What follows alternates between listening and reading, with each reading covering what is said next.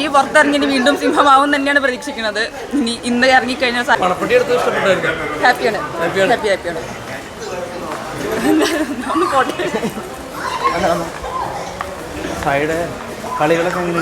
അടിപൊളിയാണ്. ഞാൻ ഹാപ്പിയാണ് എന്തായാലും.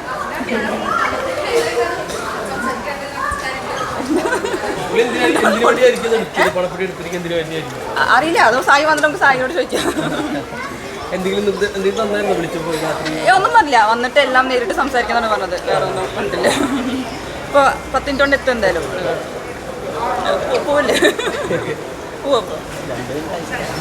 പറഞ്ഞ ഗെയിമോ പ്ലാനുകളോ എന്തെങ്കിലും ഉണ്ടായിരുന്നോ?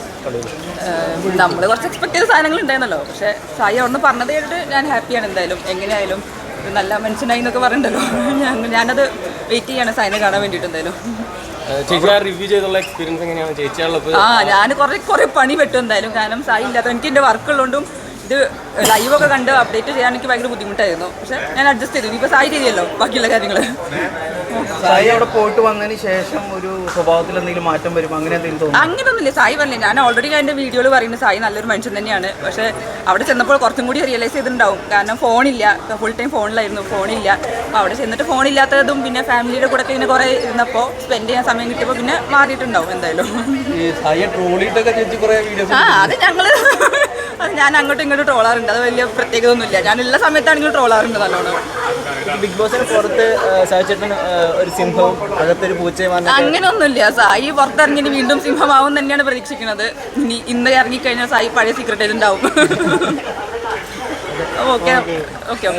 പെട്ടിയെടുത്തത് നല്ലൊരു ഗെയിം പ്ലാൻ ആയിട്ട് തോന്നുന്നുണ്ട്. ഉണ്ട്, നല്ല ഗെയിം പ്ലാൻ തന്നെയാണ്. കാരണം മേ ബി വിചാരിച്ചിട്ടുണ്ടാവും ടോപ്പ് 5 അല്ലെങ്കിൽ വരില്ല എന്ന് വിചാരിച്ചിട്ടുണ്ടാവും. അതുകൊണ്ട് കുറെ നേരം നമ്മൾ കണ്ടല്ലോ, 10-15 മിനിറ്റ് കൊണ്ട് തന്നെ എടുത്തു. നല്ല തീരുമാനം.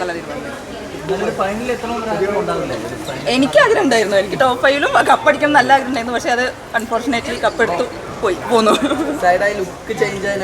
അതെ, ഞാൻ എൻ്റെ വീഡിയോയിൽ ഞാൻ പറഞ്ഞിട്ട് എനിക്ക് താടി മീശൊക്കെ ഉള്ളത് ഭയങ്കര ഇഷ്ടമാണ്. പക്ഷെ മാറി, ഒരു കുഴപ്പമില്ല. ഇനി വരുമല്ലോ, അത്രേ ഉള്ളൂ. അങ്ങനെ ഒന്നും